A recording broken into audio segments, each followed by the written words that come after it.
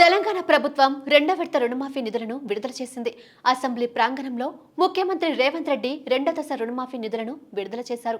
రెండో దశలో 6,190 కోట్లను 6.4 లక్షల మంది రైతుల ఖాతాల్లో జమ చేశారు.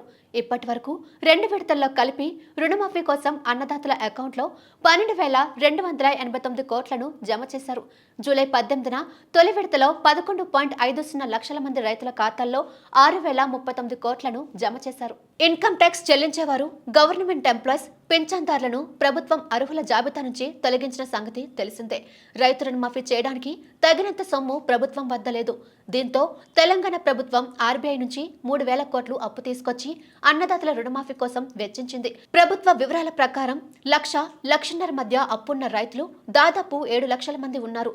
వారికి 6,500 కోట్లు సరిపోతాయని అంచనా వేసి మంగళవారం అన్నదాతల ఖాతాల్లో 6,190 కోట్లను జమ చేశారు. అసెంబ్లీ ప్రాంగణంలో కొంతమంది రైతులకు సీఎం రేవంత్ రెడ్డి చెక్కులు అందించారు. ఇక జిల్లాల్లో కలెక్టర్లు రైతులకు రుణమాఫీ చెక్లను అందజేశారు. జిల్లాల్లో కాంగ్రెస్ నేతలు రైతులతో కలిసి సంబరాలు చేస్తున్నారు. సీఎం రేవంత్ రెడ్డి ఇక మూడో విడతలో భాగంగా 2 లక్షల వరకు రైతు రుణమాఫీ చేయనున్నారు. అయితే మూడో విడత రుణమాఫీ ఎప్పుడు చేస్తారనేది క్లారిటీ లేదు. కాగా రెండో దశ రుణమాఫీ సందర్భంగా సీఎం రేవంత్ రెడ్డి పలు కీలక వ్యాఖ్యలు చేశారు. ఎన్నో సమస్యలున్నా రుణమాఫీ చేస్తామని, తమకు రాజకీయ ప్రయోజనం ముఖ్యం కాదని, రైతు ప్రయోజనమే ముఖ్యమని స్పష్టం చేశారు. బీఆర్ఎస్ ప్రభుత్వం నిధులు ఉన్నా రుణమాఫీ చేయలేదని విమర్శించారు. మరిన్ని అప్డేట్స్ కోసం మా ఫోకస్ న్యూస్ తెలుగును సబ్స్క్రైబ్ చేయండి. ఈ వీడియో కనుక మీకు నచ్చినట్లయితే లైక్ చేయండి, షేర్ చేయండి.